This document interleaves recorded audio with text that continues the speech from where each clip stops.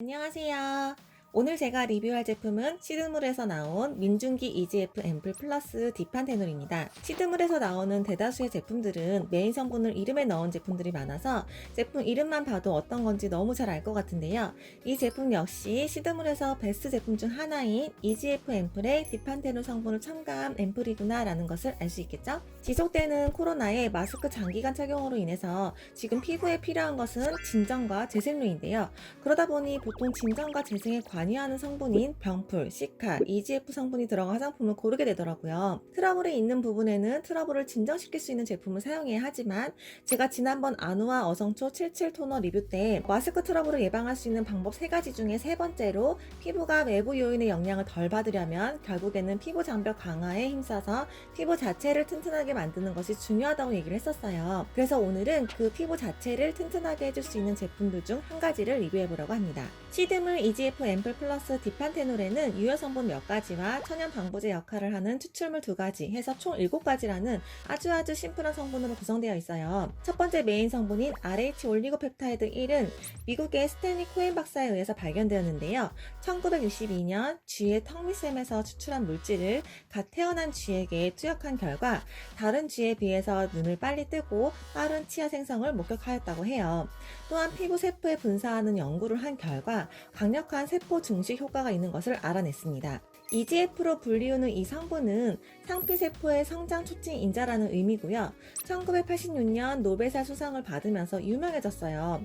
하지만 인터넷 여기저기에 보면은 EGF 성분 자체가 노벨상을 받은 것처럼 얘기하는 곳들이 많은데 성분 자체로 노벨상을 받은 게 아니라 EGF 등의 성장 인자 발견, 즉 어디까지나 인간의 생리 활동에 있어서 중요한 단백질을 발견하였다라는 공적을 세운 것에 대한 노벨상 수여예요. 뭐 비슷한 말이기는 하나 엄밀히 다른 말이기도 합니다. EGF는 53개의 아미노산으로 구성되어 피부 손상 개선에 관여하는 단백질로 출발 유전자는 인체 세포에서 직접 분리된 상피세포 성장 인자를 코딩하는 인간 유전자와 동일한 코드를 갖도록 합성된 것으로 그대로 사용하거나 생산 수주에 적합하여서 개조된 것입니다.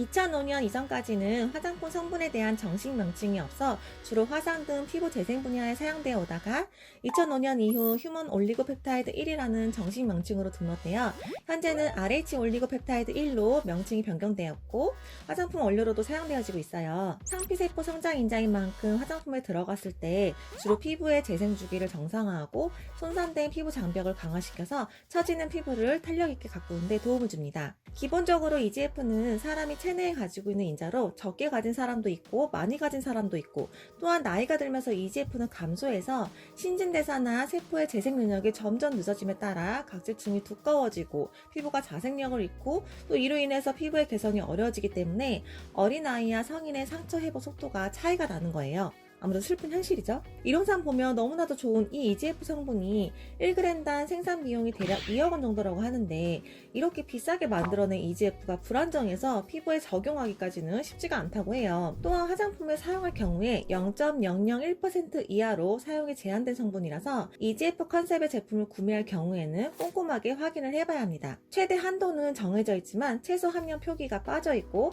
또 최소 얼마 이상 사용 시 EGF라는 문구를 사용할 수 있는 규제도 없기 때문에 아주 미량 들어가 있는 제품들 중에서는 해당 성분이 검출되지 않는 현상도 종종 있다고 해요. 또한 EGF 제품 중에서 새살이 돋는다는 등의 소비자를 현혹하는 광고 문구도 있기 때문에 허위 과대 광고에 속지 않고 잘 알아보고 구매해야 되겠죠?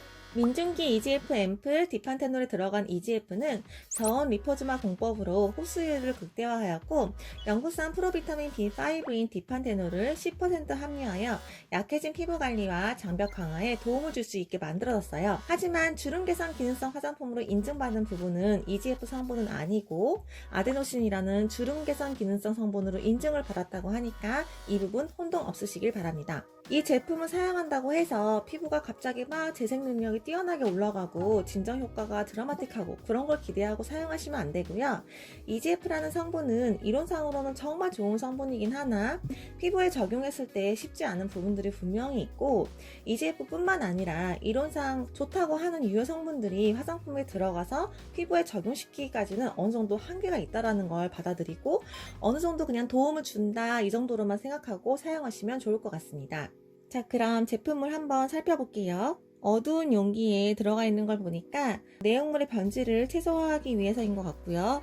용량은 11ml로 미니 사이즈예요. 아주 작죠. 제형을 한번 살펴보면 묽고 투명해서 촉촉한 제형으로 거의 물 같아요. 물에 가까워요.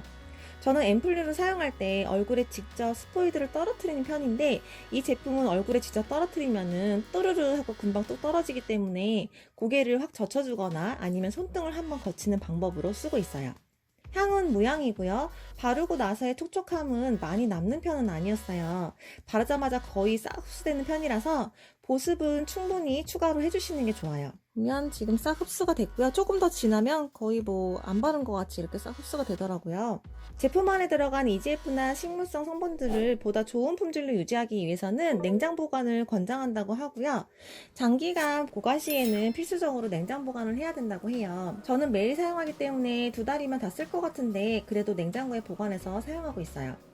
한번 사용할 때 3-4방울 정도는 떨어뜨려서 사용을 하고 있고요. 근데 3-4방울을 떨어뜨려도 사실 좀 부족한 느낌이 있어요. 그래서 토너를 바르고 토너의 그 촉촉함이 남아있을 때 바르면 조금 더 퍼짐성이 좋아서 좀 더 낫더라고요. 꾸준히 사용해본 결과 처음에는 바르는 것 같지도 않고 변화도 잘 모르겠다 싶었는데 점점 그 다음날 아침에 세수할 때 보면은 피부결이 개선되고 있음이 느껴졌어요. 피부 탄력까지는 아직 크게 못 느끼고 있지만 어차피 제품으로 드라마틱한 효과를 기대한 것은 아니기 때문에 분명 피부에 도움이 될 거다라는 생각으로 열심히 사용을 하고 있습니다. 사실 요새 제가 고르는 화장품의 선택 기준이 트러블만 안 나면 중간 이상이다 라고 생각을 하고 있기 때문에 지극히 개인적인 후기고요. 시드물 홈페이지의 후기 글들을 좀 읽어보면 탄력이나 모공, 트러블 등 많은 개선 효과를 보신 분들도 많으니까 참고해주세요. 마지막으로 바하마 스킨 테스트상 이 제품이 1차적으로 적합한 피부 타입으로는 DSMW, 건성, 민감성, 비세소성, 주름성이에요. 1차 적합 피부로 건성을 넣었지만 지성 피부도 잘 맞을 것 같고요. 주름 개선 기능성 인증을 받았기 때문에 주름성으로 넣었지만 이미 생긴 주름을 개선시켜주는 제품은 아니라는 점 유념하시고요. 꾸준히 관심 있는 관리로 노화를 막을 수는 없지만 속도를 늦춰보는 건 어떨까요? 오늘도 제 영상이 유익하고 도움이 되었다면 구독과 좋아요 꼭 눌러주세요. 감사합니다.